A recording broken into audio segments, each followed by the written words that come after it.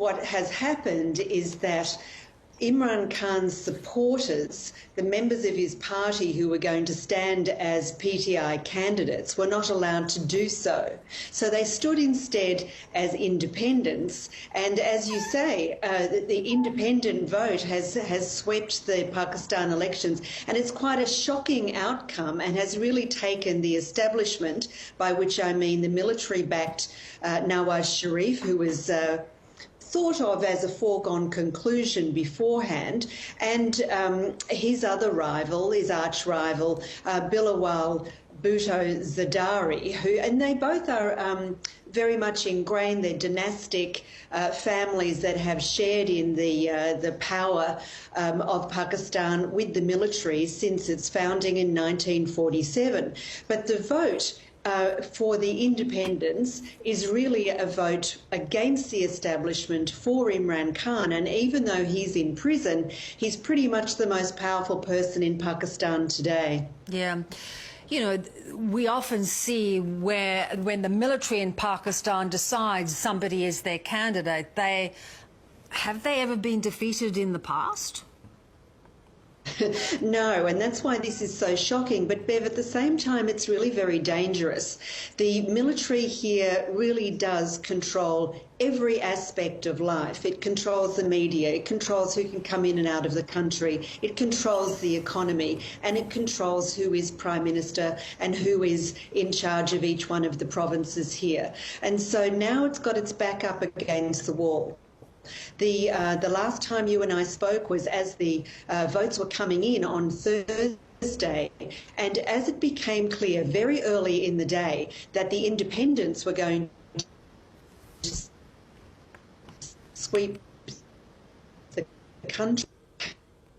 And this has been widely interpreted as an opportunity for the meddling to begin. There have been reports from all over the country about ballot stuffing, violence, ballot boxes even being picked up and walked out of counting rooms. There has been at least one candidate was shot while he and his supporters were staging a sit-in trying to get access to the counting room. And then it really became a bit of a joke. The live broadcasts of the count were manned by analysts and politicians who really were at pains to try and overtalk the fact that the fix was being done in real time. Eventually, after 3 days of counting, midday Sunday, the results were declared, and that starts the clock ticking on another 3 days, during which time the backroom meetings will take place and are taking place as the two big parties, the PPP of Nawaz Sharif, of Ali Bhutto Zardari, and the PMLN of Nawaz Sharif, who thought that he was going to become the Prime Minister, begin. What they're going to try and do is form a coalition so that they can take control of the country with the approval of the military. Yeah. Let's see what happens. So in your belief, do you think that is possibly the only resolution, given there is no one leading this group of independents because Imran Khan is in jail? Well, what Imran Khan's party, the PTI, is going to do is approach the courts. They want recounts of all of the seats where they believe that their candidates, independent candidates, were overturned, where they won and were the vote was stolen from them, as they believe. And they also want the party reconstituted. At the moment, there is no real PTI infrastructure. That was dismantled by the military in the lead up to the vote. What the PTI wants to do is have that legally reconstituted so that those independents, and there are 101 independents, of whom about 93 to 95 are believed to be PTI people, the PTI wants them back in the party, so they will be reconstituted with more total votes than any of the other big players, then they can form a coalition with smaller parties that, if they can pull it off, will put them in the running seat. Now, if that happens, we're going to be looking at whether or not Imran can get out of jail free, and if he can, then what he will also want to do is have a forensic recount of all the seats where they lost and they believe that they won, and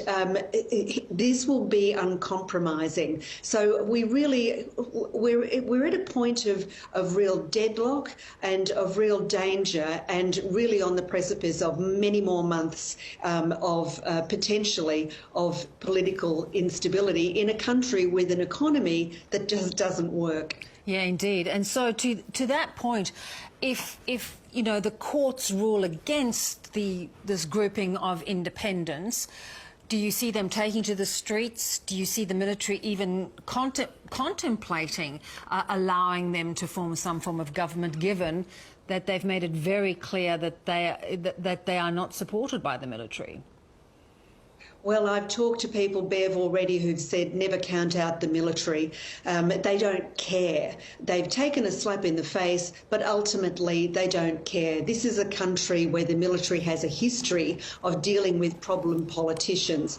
They've been assassinated, they've been toppled, they've been sidelined, they've been forced into exile so that the military can hold on to its very, very tight grip on power. So that's one scenario. The other scenario is, as you say, the possibility of violence in the streets. We saw it last year in May, especially when Imran Khan was arrested. People took to the streets and they attacked military installations and even the homes of senior generals. That was a red line. But here we have the world watching what's going to happen. And already the Chief of the Army Staff, Asim Munir, has come out and made a conciliatory statement. Let's move away from the politics of chaos. So whether that means that he and the military establishment believe that they can pull it all together and pull it off, it remains to be seen. But Imran Khan and his party at this stage do retain pole position, and it's a very unstable and dangerous juncture that we've reached here. Yeah, Lynn, quite extraordinary. You could not have imagined this would have been the outcome. Really good to have you there on the ground. Thanks so much. Thanks, Bev.